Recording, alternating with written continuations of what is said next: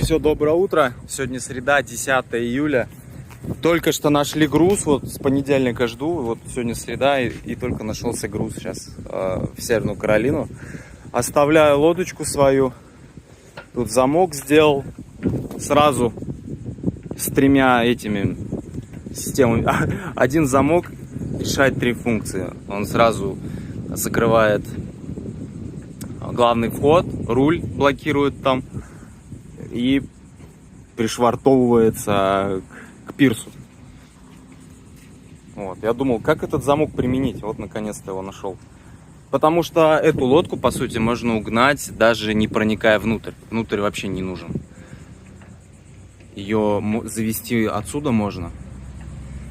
Единственное, как бы отсоединить от аккумулятора как бы можно, но нафиг этот геморрой нужен. Вот. Да я не думаю, что кто-то на эту лодку позарится. Она вон немножко грязная с внешней стороны. Хотя хрен его знает. Вот. Оставляю. Отсоединил от электричества. От воды. Вот, надеюсь, все будет нормально. Ураганов не будет в мое отсутствие. Фу, что-то у меня желания особо работать нет. Вообще.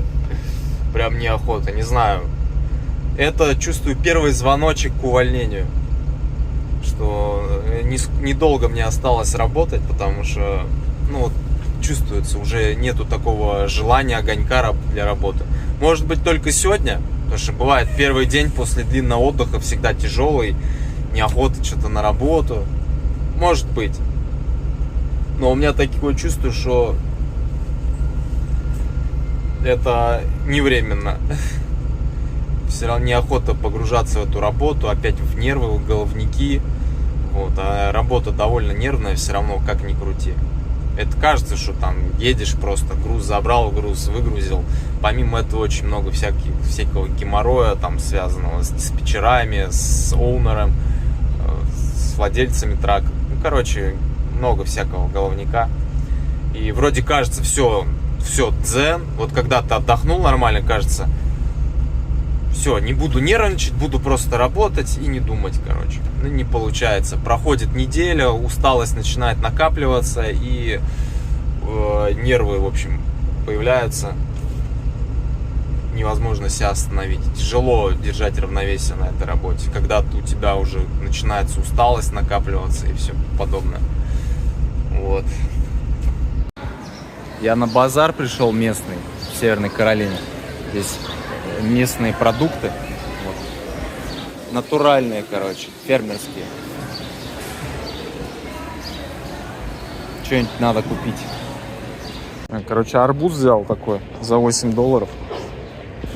Вот, сейчас нам персики, наверное, куплю. Все-таки тут тоже персиковый штат.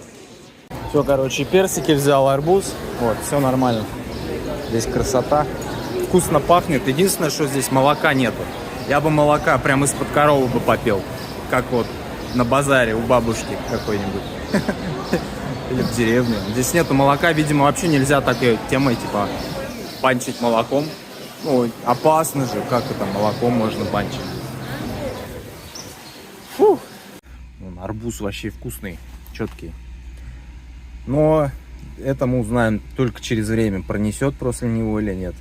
Потому что такие ранние арбузы, вот, когда покупаешь в магазине, там, видимо, много пестицидов, доморощенные, и, не знаю, меня проносило. Голова болела, вот, на кишечник нагрузка.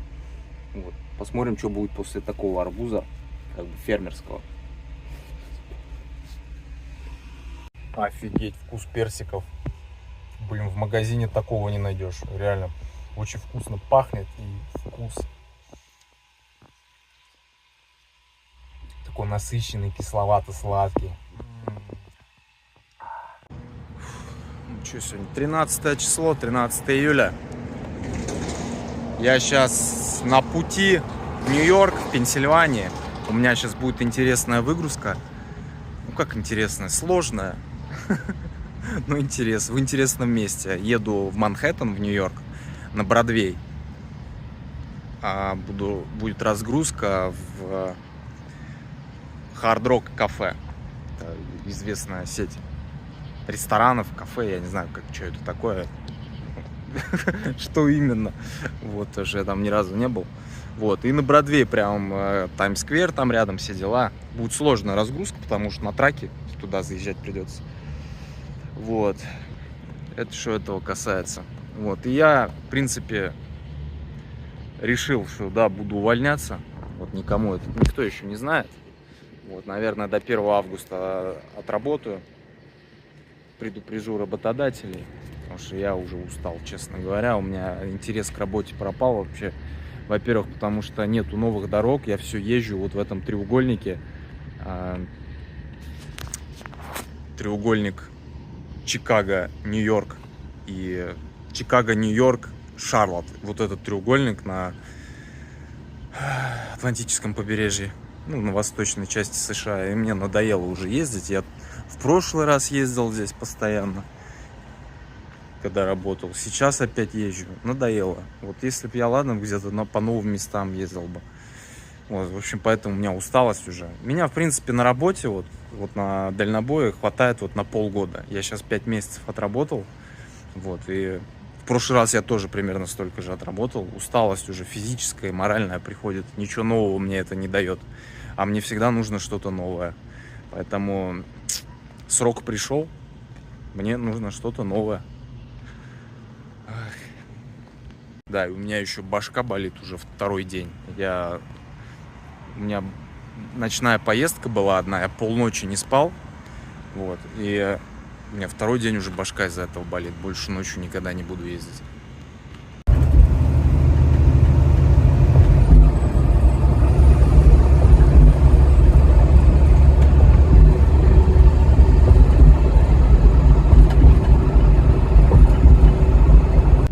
Так, ну что, вот я тут уже на Манхэттене. Без стрессово ездить, столько машин, столько трафика, отвыкаешь от этого. Фу.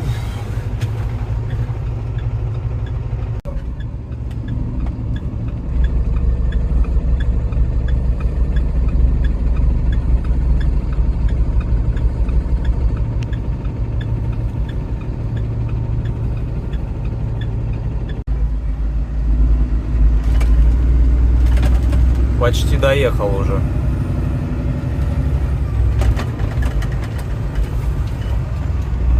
Эх, Нью-Йорк, Нью-Йорк, все-таки есть в нем такой свой шарм. Прям вообще. Как прям до слез. Все-таки жили здесь 4 месяца, сколько там. Бля, прикольно.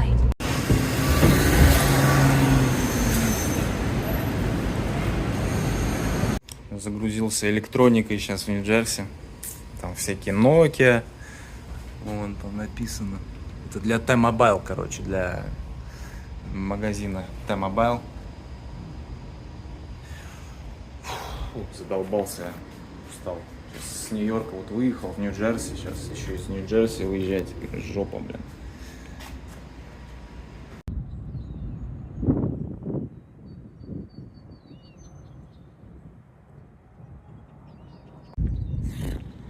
Ну что, в Нью-Йорке летняя жара продолжается. Вот, меня как назло мотают по Нью-Йорку, там маленькие, прям по городу, через город вот проезжаю. А это такой стресс ездить на траке. Капец. Вот, завтра загрузка, еду в Бостон. Вот. Такие вот дела. Ух ты, тут котяра помоечный. 100 лет котяр. Иди сюда, иди, такой барс красивый, иди сюда. Иди сюда, иди ко мне. Иди сюда, не бойся. Иди сюда. Иди. Вот хочешь же, чтобы тебя понежили. Помоечный котяра. Иди сюда. Барс. Че пожрал там? А, вон тебе что-то накидали, там вон баночки у тебя. Иди сюда. 100 лет не видел котяр на улице просто так гуляющих. Иди сюда. Кроме своих кошек, конечно. Ладно, пусть кушает. Еду сейчас на выезд с Нью-Йорка в Бостон. И я все до сих пор никак не могу понять, как можно жить в таких мегаполисах. Это ужас. Сколько времени тратится на вот пробки. Вот на пробки. расстояния в пробках, вот вся вот эта вот шляпа. Вот. Сколько в жизни вот у среднего нью-йоркца, кто всю жизнь прожил, сколько на машине, вот сколько у него тратится времени. Да потом, даже если без машины большие расстояния, город большой, даже если ты ездишь на метро, сколько времени будет на дорогу тратиться. Вот я в Москве как-то вот неделю жил, и вот ездил на метро, да, и мне надо было там через пол Москвы, там, я не помню, короче, очень много времени, там час 40 в одну сторону, там час 40 в другую, это на метро, это без учета, без пробок ездил я. И это я капец офигел, я думаю, сколько времени москвичи тратят на дорогу. Туда-обратно. Это ладно, если у тебя там работа, какие-то твои дела, все рядом. А вот большинству-то надо куда-то ехать же, правильно? Я удивляюсь, я не выдержал бы вот этой жизни, вот просто вот тратить время на вот эти вот пробки, это на нервяк вот этот вот столпотворение. Это ужас. Мне этого никогда не понять. Я еще заметил, от работы дальнобойщика на самом деле тупеешь. Вот. Я не знаю, с чем это связано. Вроде бы ты ездишь, да, смотришь там, слушаешь всякие подкасты познавательные, ну, как бы вроде бы просвещаешься, да, потому что есть время, ты едешь, и у тебя много свободного времени для прослушивания чего-либо, но все равно немножко деградация идет. Видимо, из-за специфики работы такой дальнобойской, не знаю. Все-таки ты жопой все время сидишь, видимо, сидячий образ жизни, наверное, на это влияет. Потому что надо ходить ногами, двигаться, общаться. Общения просто еще не хватает, живого общения. Вообще в эмиграции живого общения не хватает, не только когда ты дальнобоишь. Не знаю, так вот получается в эмиграции, что обычного теплого дружеского общения вот этого очень сильно не хватает. Вот, и из-за этого тупеешь, конечно же.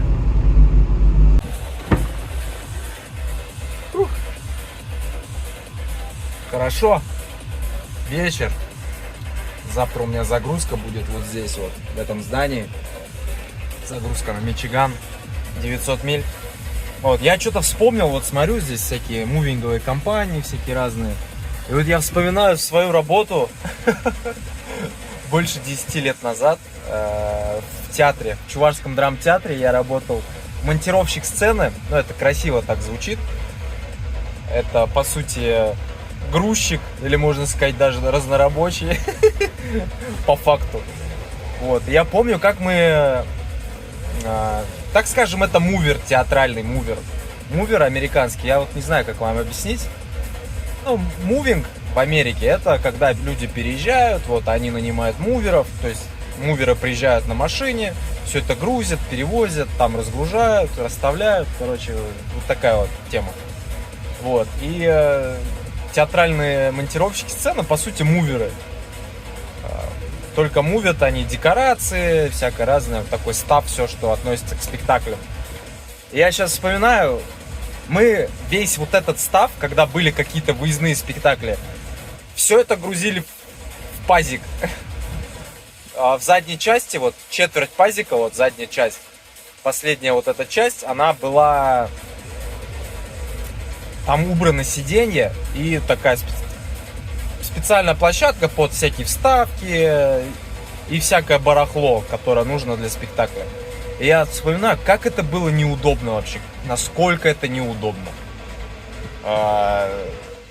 Эти вставки надо дотащить, засунуть, запихнуть в пазик, так их там расставить в пазике, чтобы все влезло. То есть, насколько это создает геморрой, вот именно вот этот пазик, насколько, как на самом деле сложно работать. Вот в Америке все максимально упрощают. Вот, чтобы максимально человеку, неважно на какой бы он был должности, максимально было легко. В России же суета и геморрой везде, в любом моменте. Вот, где бы ты ни был, везде геморрой. Сама жизнь в России — это геморрой. Ну, если ты подчиняешься правилам и законам как бы страны, то легко тебе не будет. Вот, а здесь и док тебе подъехал, загрузился, вот. Подъехал сзади на машине, загрузился. Ну, блин, красота везде, как бы, нету никаких сложностей. Везде погрузчики и все подобное. Вот сколько я работаю, ну, нету никаких проблем. Никто вручную там это не грузит. Есть палет-джейки, там, ну, все максимально легко. В России, конечно, суета и геморрой. Вот двумя словами можно объяснить. И россияне такие же. Суета и геморрой. Привозят и сюда же, в Америку, суету и геморрой. Вот. И также мои оунеры этого трака, точнее. Вот. Они тоже любители создавать суету и геморрой. Такие реалии. А я по яхте со своей соскучился, капец.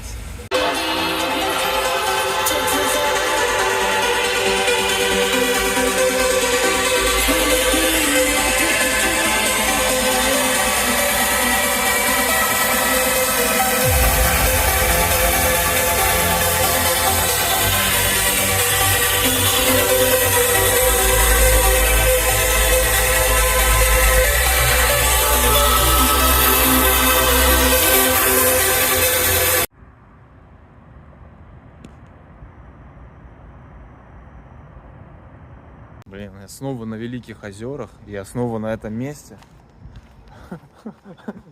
Уже одни и те же колсы у меня по дороге. И тут такая прохлада, просто офигенная.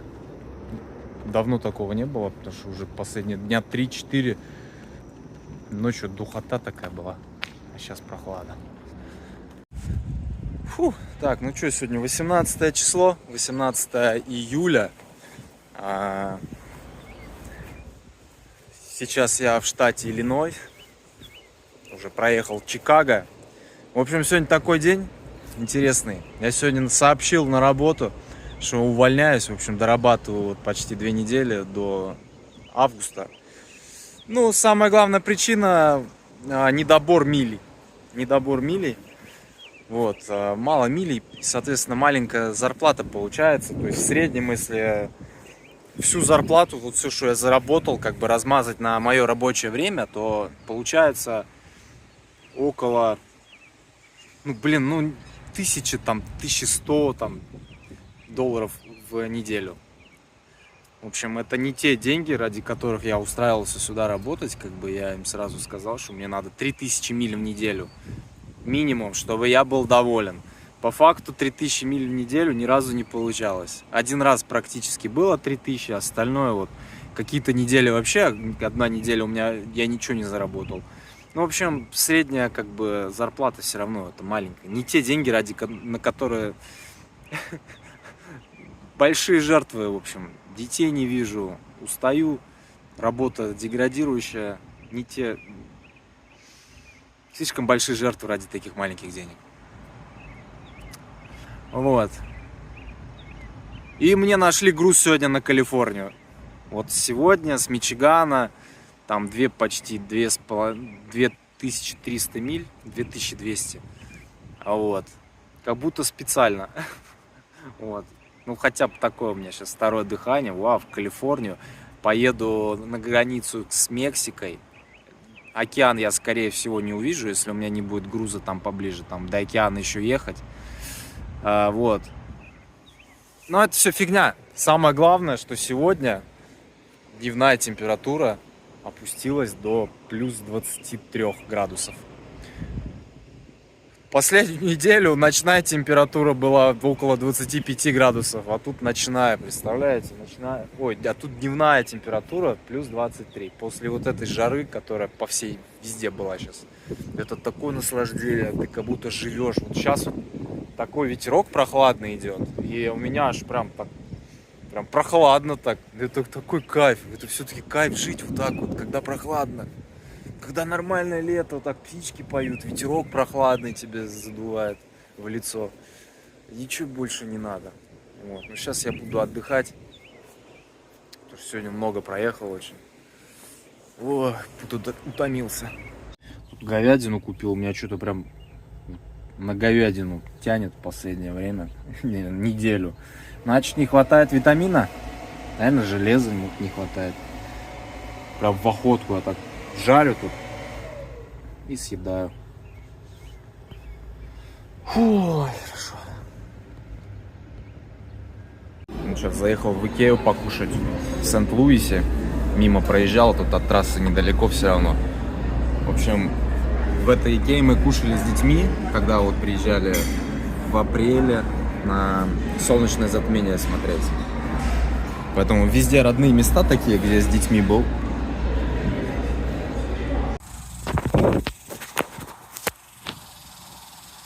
Ну чё, 19 число. Вот такая велодорожка классная. В городе Тулса. Это штат Оклахома. Вот здесь я был уже. Я здесь второй раз. Первый раз был года 3 назад здесь. Вот, я вспомнил. А вот это Арканзас Ривер. Вот на дне я полетал чуть-чуть.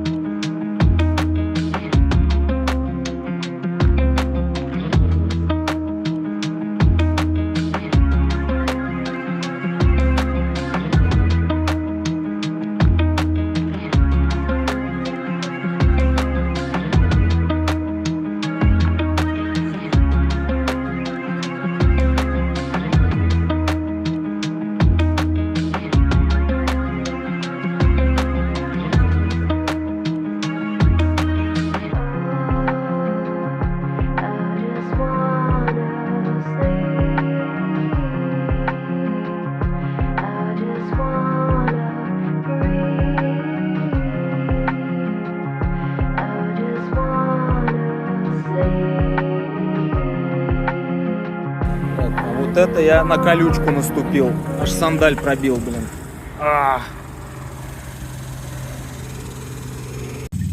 Сейчас с кречки спущусь.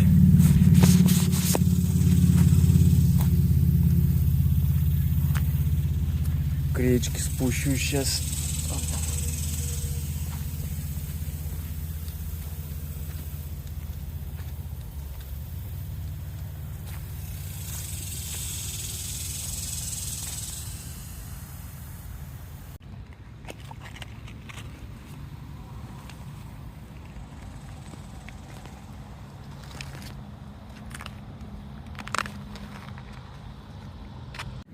Водичка теплая, речка мелкая, нагретая.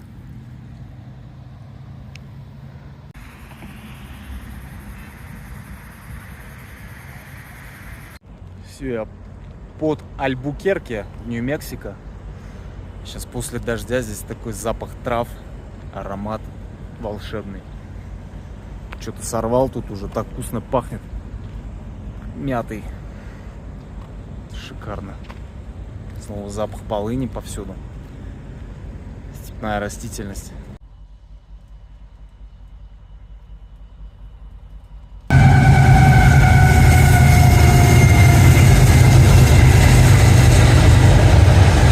Я, короче, под Фениксом сейчас, под городом.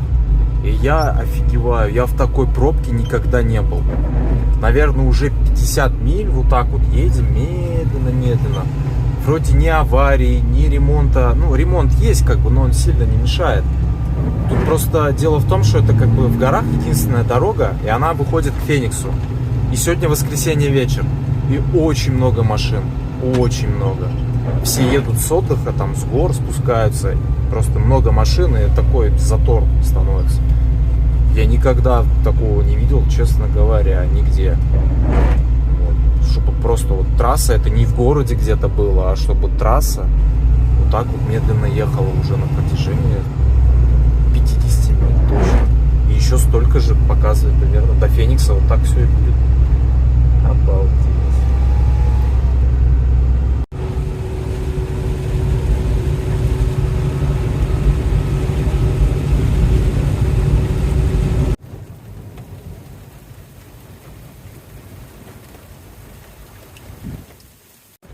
чего-чего, а такой крутой погоды в Аризоне я не ожидал повстречать.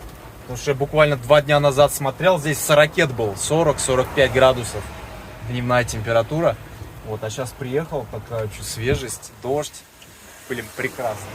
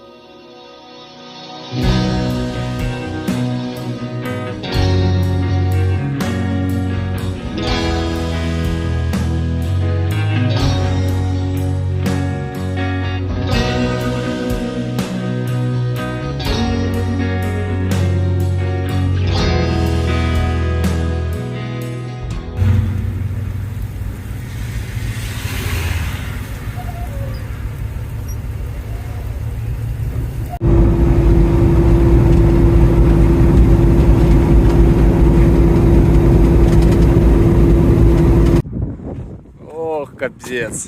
Выехал я, короче, из дождя. Там была прохлада, свежесть. Вот только наслаждался.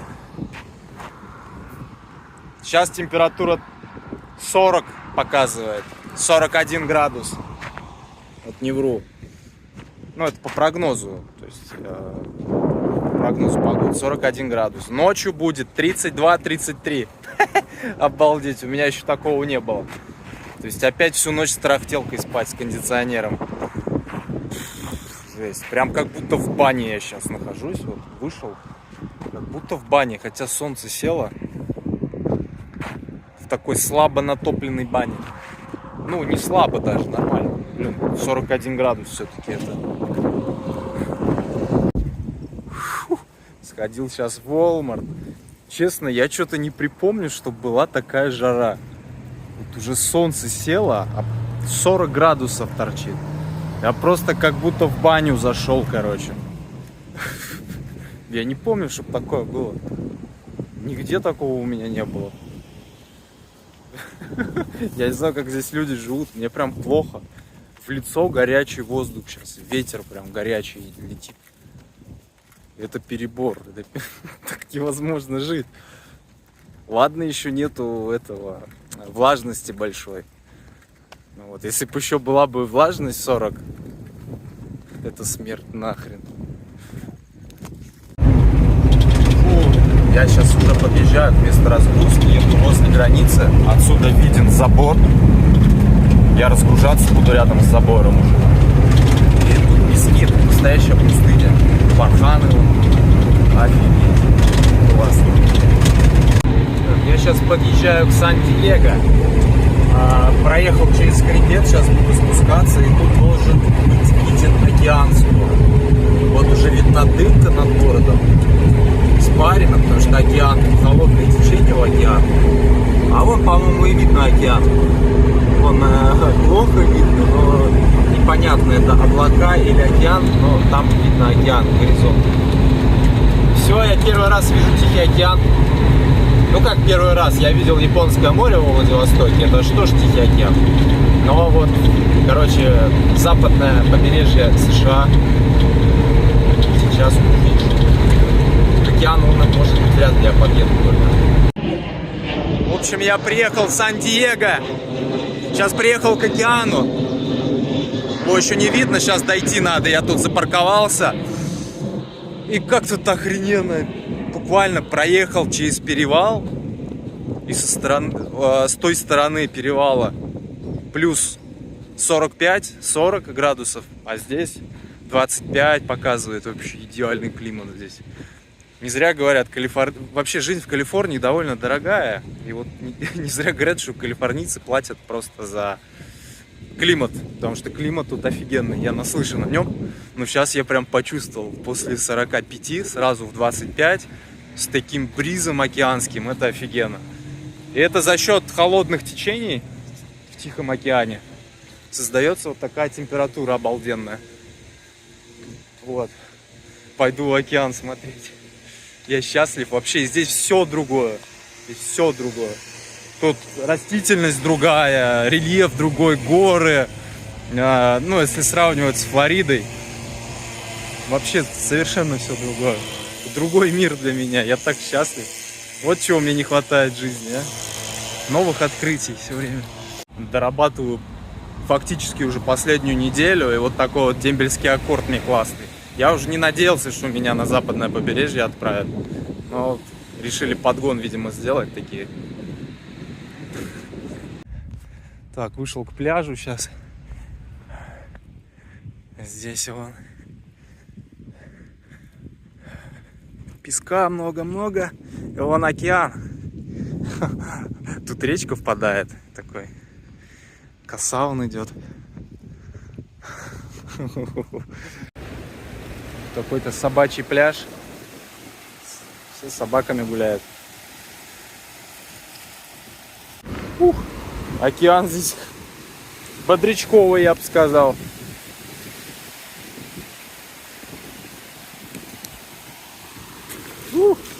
А во Флориде сейчас теплый океан.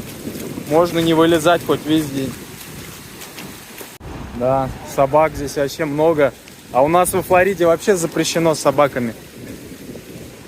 Нельзя с собаками выходить на пляж. Есть отведенные места на пляже, есть такие кусочки. Но и то, по-моему, сейчас там хотят тоже запретить. Вышел с собачьего пляжа, а вот нормальный обычный пляж. И вот no dogs. С собаками нельзя сюда. Все, короче, пойду покупаюсь. Погодка офигенная. Вода бодрячковая. Грех не искупаться. Ох, искупался, это вообще сказка. Сейчас лягу на песочек, покайфую на солнышке. Это вообще офигенно. Тут еще что-то цветет. Хотя уже почти август. Что-то очень вкусное. О, вкусно. Пытаюсь выйти к побережью, тут чуть дальше проехал вдоль побережья, вот тут какая-то военная база, короче, и все огорожено, и не пройти. Засранцы, блин. Засранцы, ёкарный бабай, блин. Теперь назад идти надо. Сейчас мне нашли груз маленький, 100 миль буквально с Сан-Диего до Лос-Анджелеса, блин. А мне даже маленький сейчас кайф, потому что все новые места для меня. Если бы это было бы где-нибудь под Нью-Йорком, я бы, блин, злой был бы. А сейчас как по кайфу. Че, маленький груз. Как раз в Лос-Анджелес поеду, посмотрю там, что как. Вот. И я даже работать хочу. Я не хочу увольняться. Если я буду сейчас по западному побережью ездить, я бы вообще работал бы без проблем. И все-таки есть место, где можно ходить. Правда, это не со стороны океана, а за трассой. Вот. Но надеюсь, по ней можно будет потом выйти. Вот тут все охраняется, типа. Ну, тут велодорожка идет. Фига, там вертушки какие летят.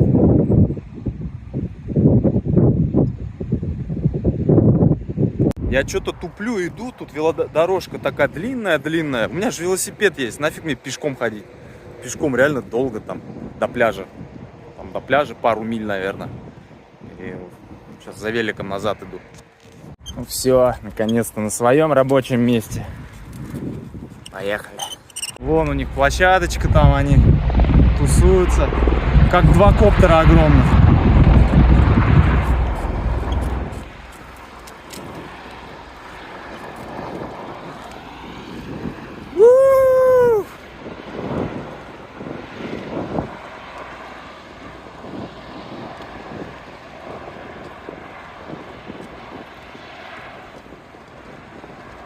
Реально коптеры. Тренировочный полет на них. Садятся назад. Все, залочил велосипед.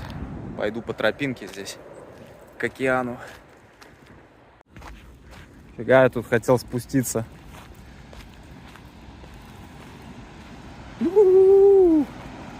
Тут обрывы.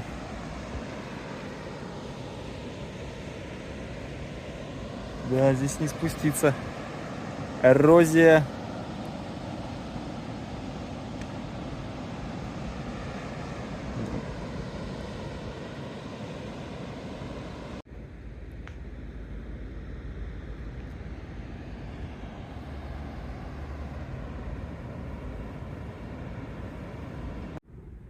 Как здесь все цветет и пахнет.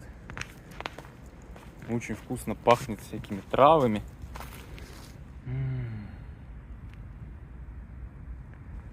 Это просто сказка. Идеальная природа, как мне кажется. Ой, не пройти, в тупик зашел. Назад. Придется назад выходить другой дорогой, спускаться к океану. Вот вам почти каменные грибы.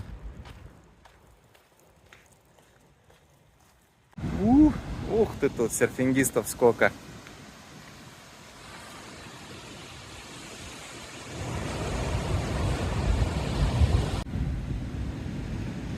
Ух ты, срач какой, мусор не вывозят. Обалдеть, тут красота. Ох, тут каменистый берег. Я не знаю, тут покупаться удастся, нет.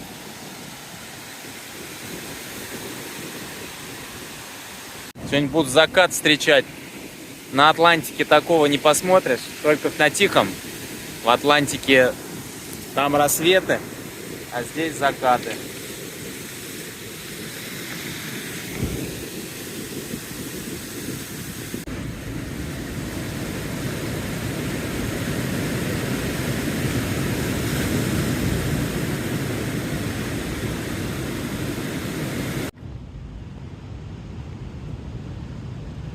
Красивые здесь каньончики получаются возле океана. Песчаник такой.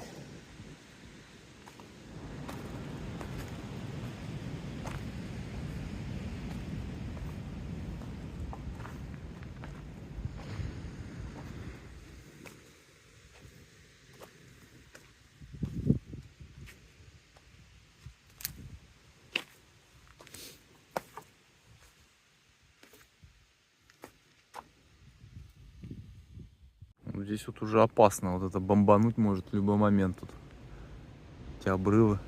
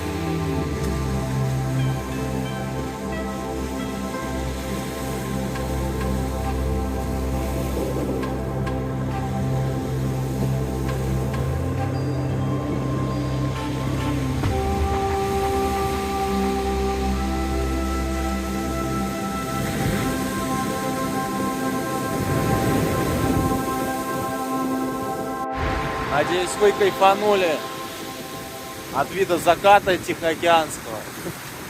Я вообще кайфанул, очень красиво. Хотя все в облаках практически, но вот там узкая полоска была открыта, и солнышко прям целый диск туда помещался.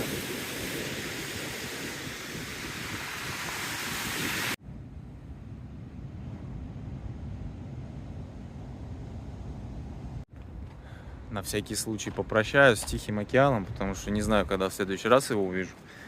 Завтра я еду в Лос-Анджелес, а там я не знаю, будет у меня время или нет.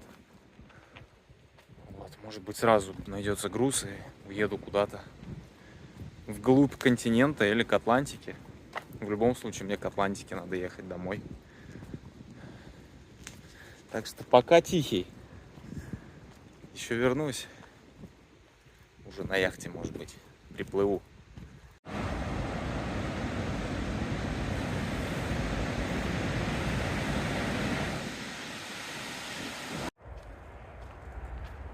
В горах облака.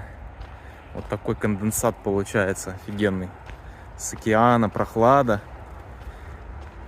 Встречается с горячим воздухом там. Такая испарина. Понимаешь, почему Земля вообще дорогая? Потому что это узкая полоска Земли на самом деле, вот от этих гор до океана. Ну, в разных местах ширина разная, но по сути не так уж и много Земли.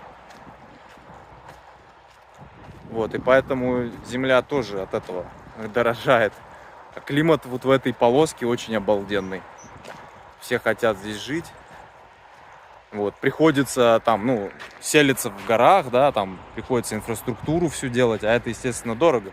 Одно дело на равнине это все делать, а другое дело это в горах, там площадки выравнивать, трубы прокладывать, там всего остальное сопутствующее. Вот, и такое вот получается.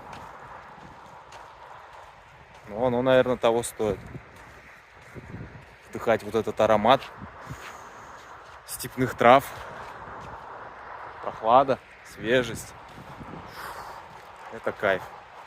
Я бы не задумываясь бы здесь жил бы. Яхту бы имел бы в марине. Вот где-нибудь в горах, вон там вот домик на высоте.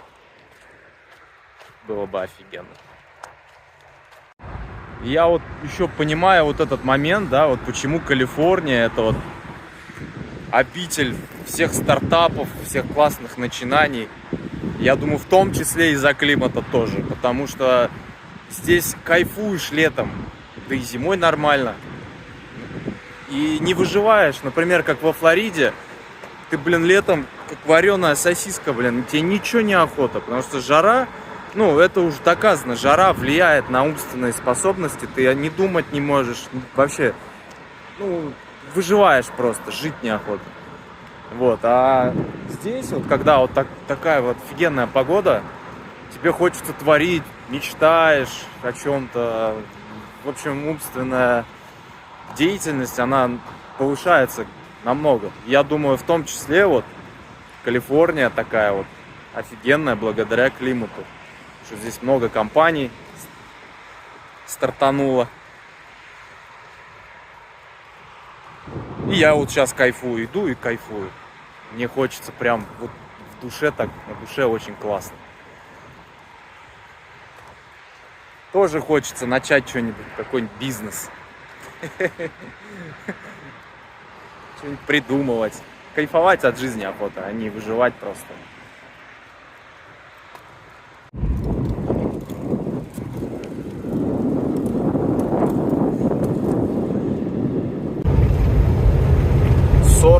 Градусов показывает сейчас термометр. 46. Я в такой жаре никогда не был. Здесь реально вот руку всовываешь, как в баню, как будто возле печки стоишь. Это просто как здесь любишь, я не знаю. Это смерть, реальная смерть. На улице стоять невозможно. Буквально там час, и все, тебе удар приходит тепловой, там солнечный, все, что возможно.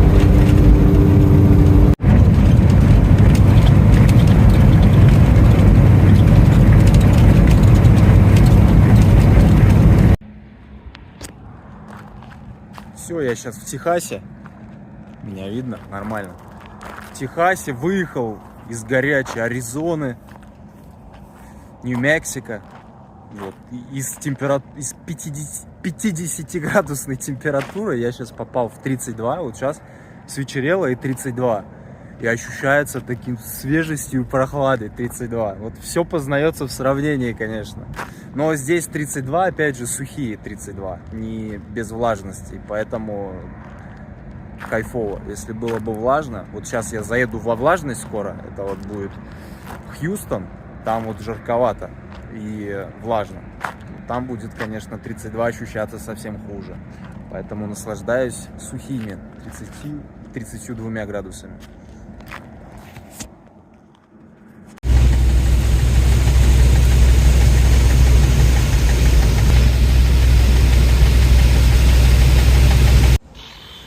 Так, ну что, сегодня 26 июля, пятница. Я в Пенсаколе, Флорида. И делаю мой предпоследний груз перед увольнением. Вот, сегодня я должен был вообще ехать в Миннесоту, но сегодня долгая разгрузка с утра была, такая нервная, капздец там, короче. Вот, и этот груз сорвался. Вот, и нашли другой груз в Джексонвилл, то есть рядом с домом моим. И я сейчас еду домой на выходные.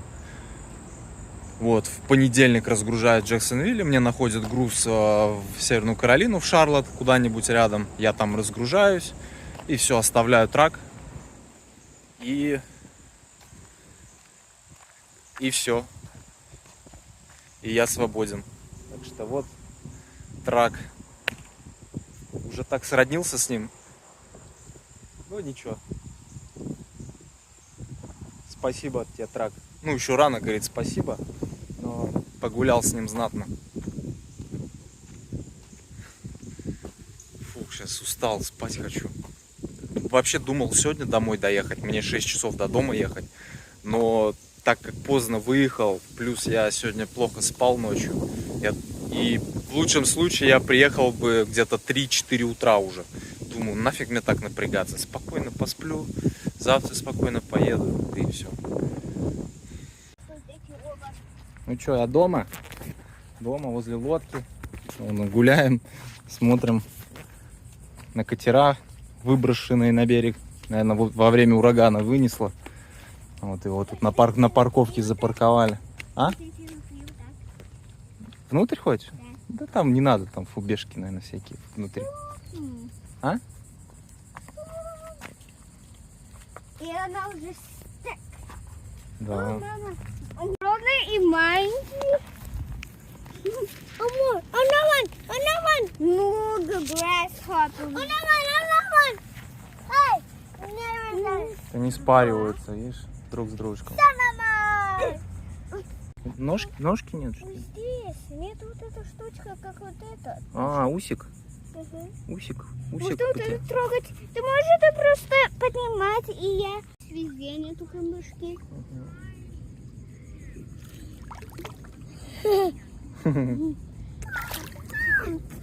А я думаю, что я могу плавать без ручки. Я не могу. Я кошка единорожки, которые могу плавать.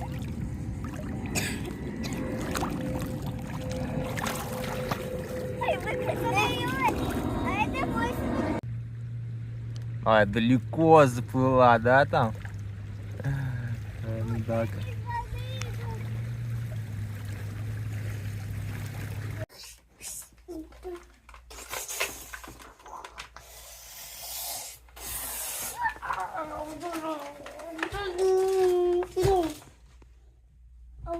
Дака, расскажи что-нибудь.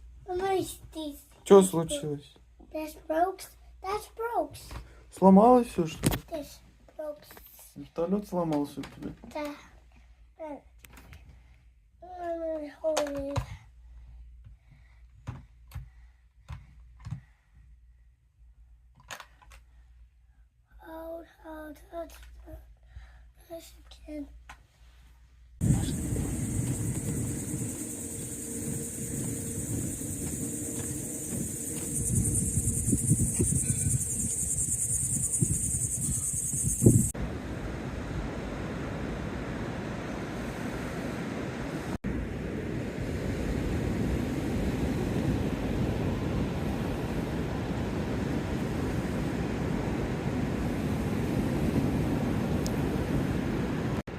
Так, ну чё, сегодня 29 число, 29 июля, последние числа месяца, вот, и я сейчас в Джексонвилл-Бич, сегодня выехал из дома, разгрузился, и в ожидании груза, в ожидании последнего трипа на этой работе, вот, сижу возле океана, кушаю курочку. Вот, давно я не был на океане, кстати, вообще капец. Хотя живу возле океана, в Дайтоне, даже на воде, на яхте, но к океану что-то как-то времени не было выйти. Вот сейчас, спустя, наверное, месяц я не знаю, сколько я не был на океане, больше даже. Искупаться надо будет, сейчас поем.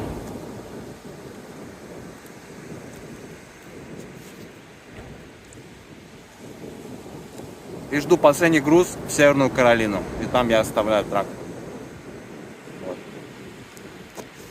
Так, ну что, уже вечер. Остался сегодня без груза. Флорида вообще такой штат. Отсюда тяжело уехать. Мало производств, всяких заводов. Соответственно, мало грузов. Вот. Флорида такой человый штат. Вот. И мне эти оунеры трака предложили, ну, так как последний груз, поехать так просто порожняком в Шарлотт уже, в Северную Каролину. До него 400 миль. Типа, ладно, что, езжай. Что-то все тухло совсем. И я сам отказался. Но уже вечер, во-первых, мне все равно ехать там далеко. Там сколько, 7 часов, грубо говоря, 8 надо езды. И я уже настроился почилить возле океана, потому что я стою возле океана, наверное, полмили. Вот, я уже взял сидора, думаю, сейчас почилю, отдохну, поэтому я отказался, думаю, завтра до 12 дня подождем, до полудня, если ничего не будет, так порожняком поеду. То есть я хочу почилить перед увольнением. Поэтому, если ты дальнобойщик, то Флорида не лучшее место для жизни, потому что вот с грузами, с логистикой здесь проблема. Тем более штат крайний к океану, и сюда тяжело ехать. А отсюда цены, если есть грузы, то они дешевые. Вот в прошлый раз, когда я работал дальнобойщиком на маленьком траке, и жил в Питтсбурге. И это вообще идеальное место для жизни между Чикаго и Нью-Йорком. Ну и, соответственно, я каждую неделю был дома. Хотя я этого даже не просил. Им просто было выгодно даже, что я приезжал домой, далеко не уезжал никуда, не надо было меня там на запад посылать. Вот.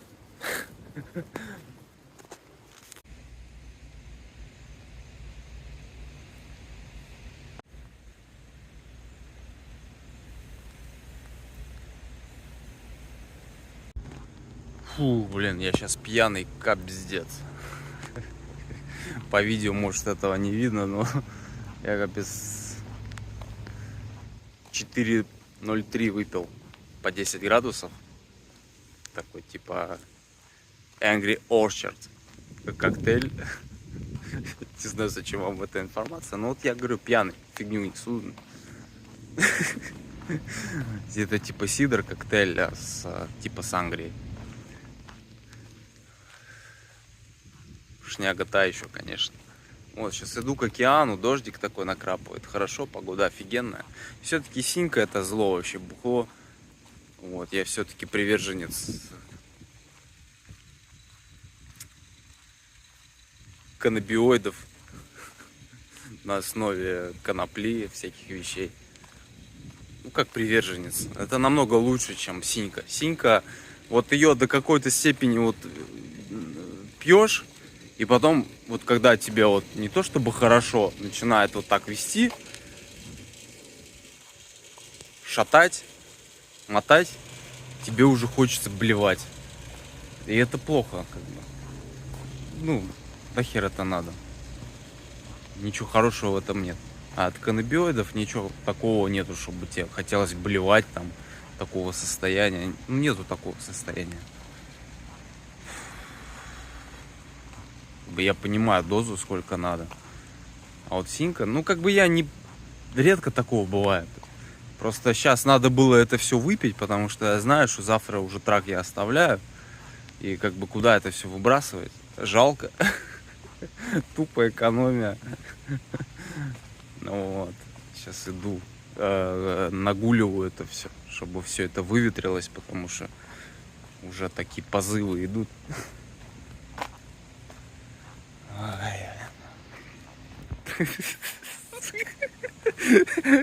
Смешно вообще, капец, да? Ой, блин, а.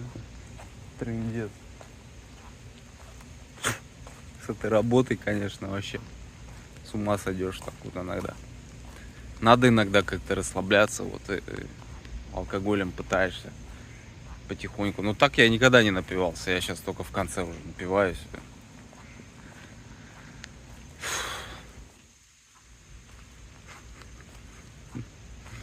Блин, это какая-то жесть вообще. Я сейчас стою на разгрузке, уже разгрузился. В общем, какие-то продукты вез. Какая-то система сраная там. Я уже 3 часа разгрузился и стою, жду, короче. Оказывается, надо было через какое-то приложение, там оплату какую-то провести. Не знаю, короче, какая-то херня. В общем, груз 115 миль всего. Я сегодня весь день на него потратил. Я бы лучше... Вот вчера же мне порожняком предлагали поехать в Шарлотт. Че, дурак, не поехал? Сегодня мучаюсь в итоге. Точно дембельский аккорд какой-то. Блин, мне нервы все выпотрошило этот груз уже. Ссаный, блин. Я не знаю. Задолбался. Я уже хочу этот трак вот просто выкинуть нахрен в кювете и поехать к себе. К себе на яхту.